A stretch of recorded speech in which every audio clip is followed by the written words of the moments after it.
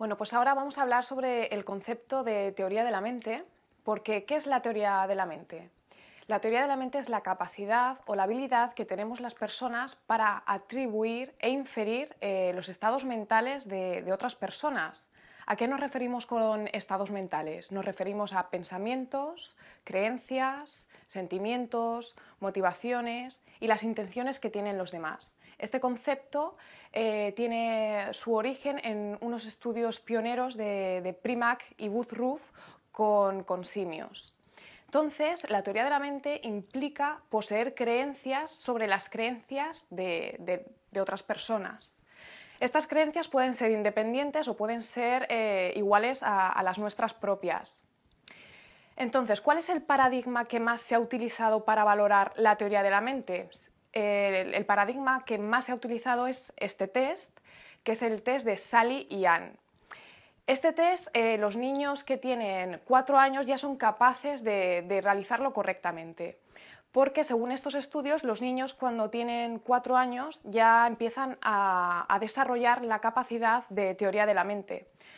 Antes de los 4 años son incapaces de realizar correctamente este test. Entonces se le presenta este test al niño y se le lee la historia. Se le dice, esta es Sally y esta es Ann. Sally pone su pelota en una cesta y Sally se va de la habitación. Ann cambia la pelota de la cesta a su caja. Entonces, cuando vuelva Sally a la habitación, ¿dónde mirará Sally? ¿En la cesta o en la caja? Cuando hablamos de teoría de la mente también tenemos que hablar de la cognición social, ya que la cognición social es un concepto todavía más general. ¿Y qué es la cognición social? Pues la cognición social es la habilidad para construir representaciones mentales de las relaciones sociales y la flexibilidad de usarlas en el ámbito social. Dicho de otra manera, la cognición social es el estudio de cómo la gente procesa la información social, en particular en la codificación, almacenamiento, recuperación y aplicación a las situaciones sociales. Evidentemente, cuando también hablamos de teoría de la mente, estamos hablando de un concepto que es muy complejo. Y para poder desarrollar una correcta teoría de la mente, primero necesitamos unos prerequisitos para que poco a poco se vayan anidando y se construya este concepto tan complejo. De tal manera que para poseer una cognición social y una teoría de la mente bien desarrollada, primero necesitamos unas cuestiones básicas, como por ejemplo sería el reconocimiento facial de emociones. Los bebés ya son capaces de reconocer ciertas emociones en las caras. Después las creencias de primer orden, que sería el test que acabamos de ver de Sally y Ann, y de segundo orden, que serían un poco más complejas. Después tenemos la utilización social del lenguaje, como la mentira piadosa, la ironía. Luego ya tenemos las típicas meteduras de pata. Y ya por último, la cognición social y la empatía, que aquí hay una división que considero muy importante. Por una parte tenemos la empatía cognitiva y por otra parte tenemos la empatía emocional. Es decir, la empatía cognitiva sería la teoría de la mente pura y dura. ¿Esto qué significa? Empatía cognitiva es la capacidad que tenemos para inferir qué es lo que el otro piensa o qué es lo que el otro siente. Cosa que la empatía emocional es el sentir qué es lo que el otro siente. Y evidentemente no es lo mismo inferir que sentir, por lo tanto la empatía emocional es todavía más compleja. Aquí tenemos un estudio de neuroimagen donde se presentaban a los participantes, se les presentaba tareas sobre teoría de la mente y lo que querían observar eran qué áreas del cerebro se activaban cuando realizaban tareas relacionadas con teoría de la mente. Se observaron activaciones en los polos temporales, que sería aquí en el polo temporal tanto izquierdo como derecho, que está relacionado con la recuperación de procesos mnésicos, es decir, voy a recuperar información que tengo en mi memoria para que me ayude a anticipar determinadas situaciones sociales. También la corteza prefrontal medial, que estaría más o menos por aquí, relacionado con el estado mental del otro, y la encrucijada temporoparietal, que está muy implicada en la memoria de contextos. Cuando hablamos también de empatía, de teoría de la mente, hay un sistema de neuronas que no podemos no nombrar. Se llaman las neuronas espejo. Son un sistema de neuronas que son muy interesantes y las descubrió Rizzolatti en el año 1996.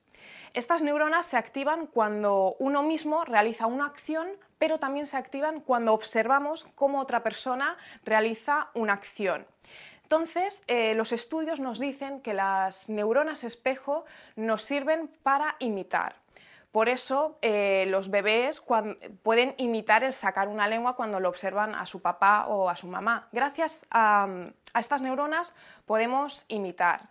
Y los niños pequeños aprenden gracias a estas neuronas, ya que todos los niños aprenden a partir de la imitación. Por lo tanto, estas neuronas también nos sirven, son la base de la empatía.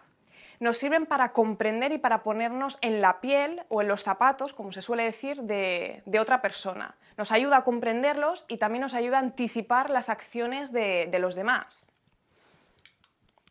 ¿Y dónde encontramos estas neuronas espejos en el cerebro? Hay un área que es el área de Broca, que estaría más o menos por aquí, que es muy importante para la expresión del lenguaje. Pues aquí encontraríamos neuronas espejo. También en áreas motoras del lóbulo frontal, más o menos por aquí, encontraríamos también neuronas espejo. En el surco temporal superior, que sería esto, también encontramos estas neuronas espejo, muy importantes para el procesamiento emocional de caras. Y en el lóbulo parietal también residen neuronas de este sistema, de neuronas espejo.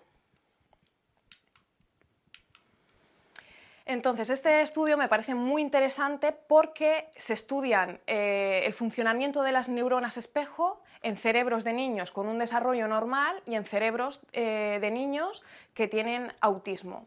Y podemos observar claramente cuál es la diferencia. Si observamos, nos damos cuenta que el sistema de neuronas espejo de los niños con autismo está hipoactivo, está hipofuncional, es decir, no funciona correctamente. En cambio, el de un niño normal funciona correctamente. Por eso los niños con autismo tienen muchos problemas en la teoría de la mente, en empatía, tienen muchas dificultades para imitar, etc. De hecho, esta hipótesis de las neuronas espejo es una de las más importantes a la hora de explicar las causas del autismo y tiene mucha potencia. Esto realmente ya lo he comentado, es decir, muy importante la imitación en el tema de las neuronas espejo. Pero esto también es interesante y es que no solo las personas, los seres humanos, tenemos neuronas espejo, sino que también se han visto que algunos animales como monos o simios también poseen neuronas espejo. Y bien, esto pues ya antes he comentado un poco la diferencia entre empatía cognitiva y empatía emocional, y este estudio va sobre la empatía emocional. Es un estudio sobre Tania Singer que hizo en 2016. Ella recogió a unos participantes y se estudió el cerebro de estos participantes en 3 situaciones diferentes, de tal manera que la primera situación era observar o imaginar a otra persona en un determinado estado emocional o en una determinada sensación corporal. Lo que ocurrió en el cerebro de estos participantes es que se activó la corteza somatosensorial. Pero en la segunda situación, los participantes tenían que observar cómo le hacían daño a una persona desconocida, que ellos no conocían. Aquí se observó activación en sus cortezas somatosensoriales y en la ínsula, pero en la ínsula bilateral, es decir, tanto en la izquierda como en la derecha. Y en la tercera y última situación, el participante observaba o imaginaba cómo le hacían daño, pero en este caso, cómo le hacían daño a un ser querido. Y aquí se observó una mayor activación en todo el cerebro, en especial la corteza somatosensorial, la ínsula bilateral también, la corteza cingulada anterior y el cerebelo. Aquí podemos observar los estudios la neuroimagen de este estudio y las activaciones que acabo de comentar. Y en este estudio también de Tania Singer se habla sobre la importancia que tiene la ínsula para la empatía. Sobre todo la porción anterior de la ínsula. Es decir, si quitamos el lóbulo temporal, encontraríamos esta pequeña corteza insular, que es la ínsula, y en la porción anterior de la ínsula encontramos un tipo de neuronas que no son las espejo, pero también son muy importantes, que son las von Economo, que son muy importantes para la conciencia interoceptiva, pero también para la conciencia exteroceptiva, es decir, que tienen una base muy importante en cognición social y en empatía, estas neuronas von Economo. Por eso los pacientes que tienen demencia frontotemporal tienen la teoría de la mente y la cognición social bastante deteriorada, ya que estas neuronas se mueren en los cerebros de estos pacientes. Y este estudio también me pareció muy interesante, ya que cuando hablamos de cerebelo siempre tendemos a pensar que cerebelo pues, es una estructura muy implicada en procesos de coordinación motora, etc. Y daños en el cerebelo provocan ataxia, disartria, etc. Pero en este estudio se cogieron a pacientes que tenían degeneración cerebelosa pero que no tenían demencia y se les evaluó la teoría de la mente. Y los resultados, la verdad es que fueron sorprendentes y fueron también muy claros. Estos pacientes obtuvieron puntuaciones más bajas en cognición social que los pacientes que no tenían degeneración cerebelosa. ¿Esto por qué es? Porque el cerebelo, que estaría aquí, tiene muchas conexiones, una gran conectividad con el lóbulo frontal, y el lóbulo frontal está muy implicado en la cognición social y teoría de la mente. Por lo tanto, por una cuestión de diasquisis, es decir, de daño cerebral a distancia, al ir deteriorándose el cerebelo, las conexiones al lóbulo frontal también, y por lo tanto estas personas también tenían problemas para la cognición social. Y esto sería pues, una imagen ilustrativa de las áreas relacionadas con el cerebro moral, que ya las he comentado.